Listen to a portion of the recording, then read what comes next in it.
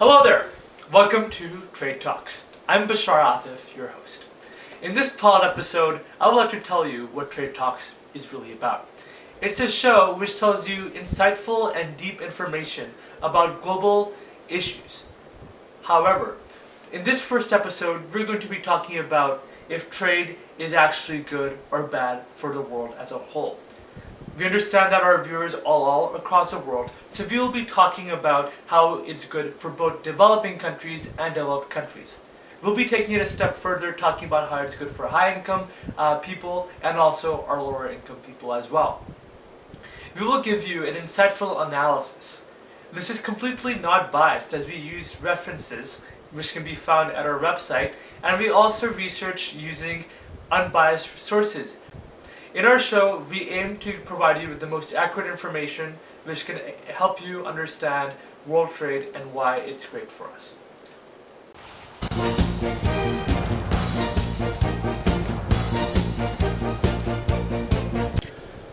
So let's start off with how global trade positively impacts developing countries. Let's start off with our first point, and that is that global trade significantly reduces the amount of people living in extreme poverty. Countries that open up their trade to the international market are able to get higher income opportunities for their citizens. International collaboration also increases competition. This means that developing countries are able to innovate faster, they're able to also improve productivity, especially in the farming industry. Consumers in these countries also benefit. Consumers internationally benefit because prices are lower due to competition. Let's put some numbers into this.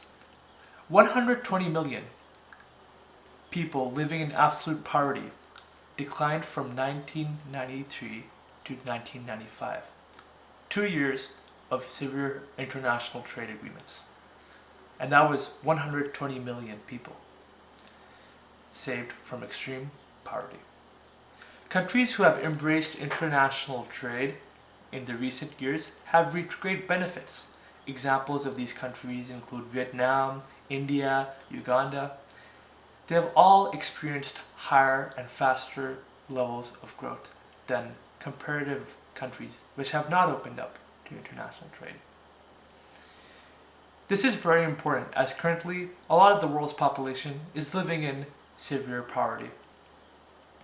This is because if you look at places which have severe poverty, they're often disconnected from international markets due to geographical reasons or connectivity reasons. They're disconnected from international markets, and that means that they do not have the same opportunities as someone who is connected to international markets gets. For example, a village could be disconnected from the main hub of a country, and that could mean less opportunities for someone living in that village. That's where the idea of the international village comes from. No matter where you are, you will be connected through technology. When everyone's connected through technology, this gives everyone an equal chance to A, grow their skills and get opportunities which pay higher. With global trade, we all get interconnected and we all get a cheaper cost of living and a higher income, reducing poverty. With this point, it is certain that international business and trade really benefit those who are in severe need. Furthermore, international trade creates an avenue to education and peace and goodwill. If you think about it, the United States has university branches all across the world. This was unheard of before they opened up to international trade. With this, all the insights and education the United States universities have in the United States are distributed internationally, which benefit more people. If you think about it, this really reflects the Shakespearean quote, "All the world is a giant classroom or laboratory." World peace is achieved through the lack of isolism. It has been eradicated, and due to more countries not being isolated, the development of radical views and hate has gone away. With this, we achieve a more peaceful world. According to President Lyndon Johnson, he states, "We recognize the responsibility for every nation to join in an expanding offensive against poverty, illiteracy, and disease. These are the roots of violence and war." So attacking illiteracy and poverty and disease, less wars are possible. As international trade connects people from different cultures, promotes understanding, and promotes education, we see a more peaceful, educated world.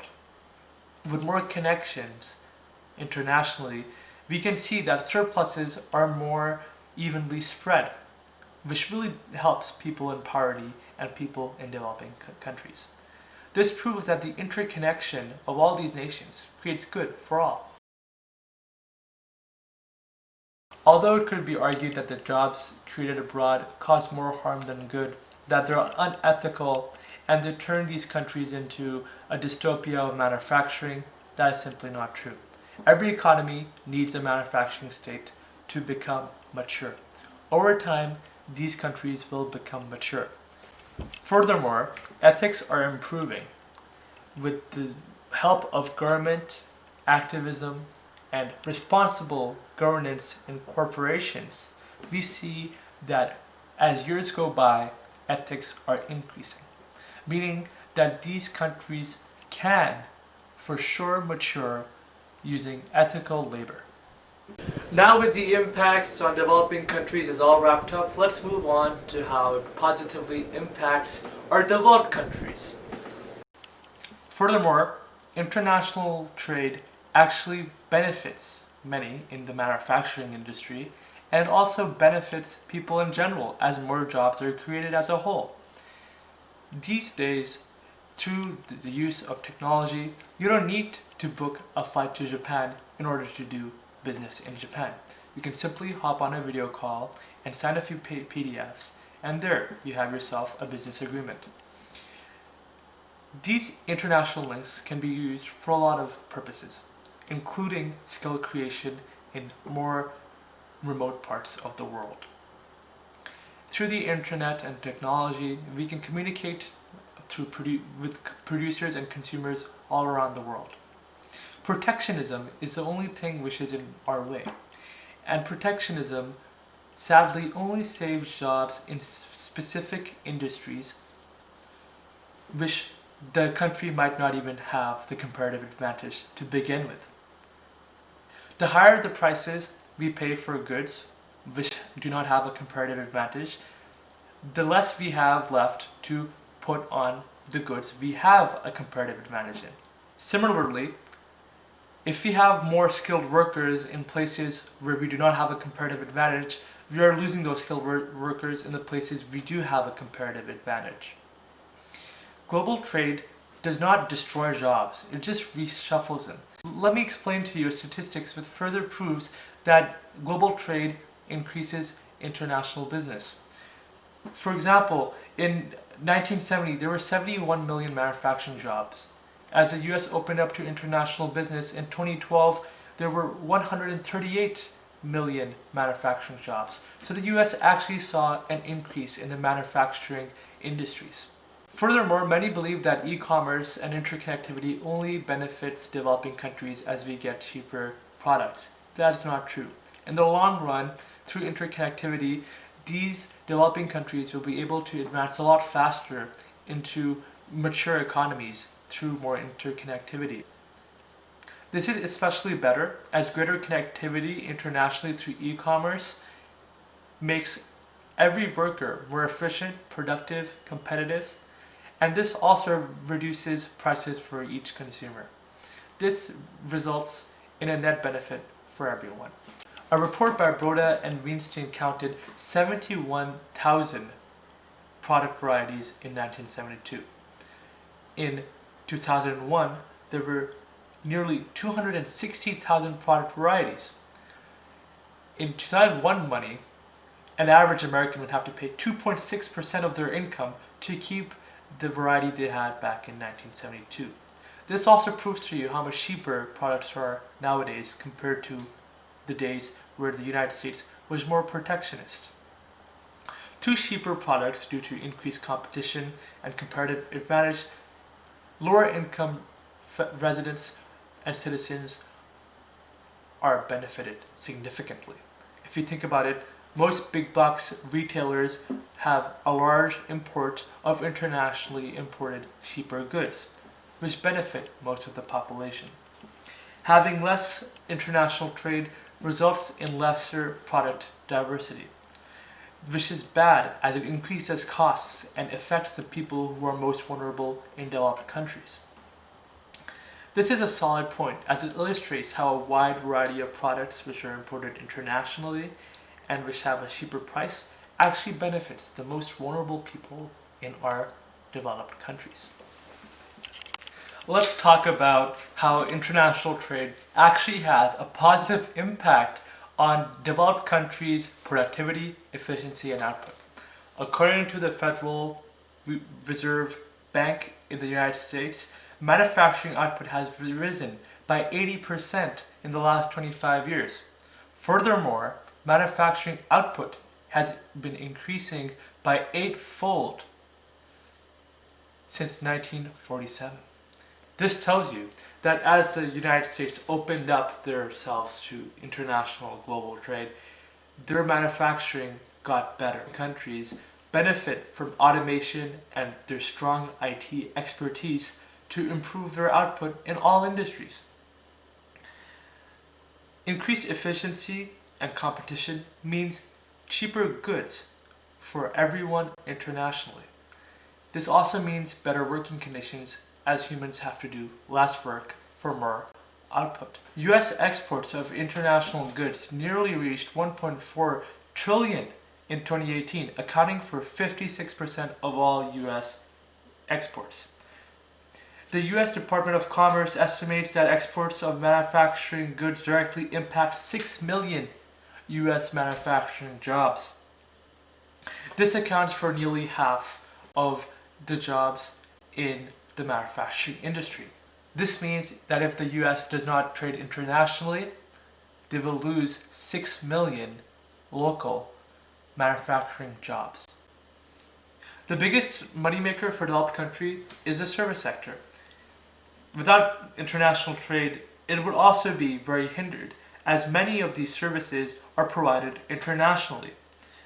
The US services are actually mostly sold abroad, meaning that they make more money through international trade than they do locally in the United States. As developed countries have greater productivity in crops, they're able to export their surplus internationally. The US, for example, has many crops such as wheat, almonds, and more, which half of them are sold abroad. With surpluses, developed countries can spread the wealth to the world easier through global trade. With increased efficiency and competition, along with technology, developing countries are more competitive when they trade internationally. Many argue that global trade reduces jobs in the agricultural industry, reduces jobs and output in the manufacturing industry, but this is clearly not true, proven by the statistics I've provided you before. This point is especially strong because it proves to you that more jobs are created, and furthermore, a lot of these jobs rely on international trade. So all this talk about protectionism, saving jobs, might actually reduce the amount of jobs which could be created in the long run. With all of this said, international trade is very beneficial for not only developing countries and those in extreme poverty, but people who are in developed countries and who might have a lot of money to spend in terms of consumerism. This is because increased competition increases the productivity and efficiency of workers internationally, and for consumers, more competition means more variety and cheaper goods. These are just a few reasons why international trade and business is so important. Thank you so much for joining me in the first episode of Trade Talks. Looking forward to seeing you on the next one. As always, I'm your host, Bashar Hatif. Have a great day.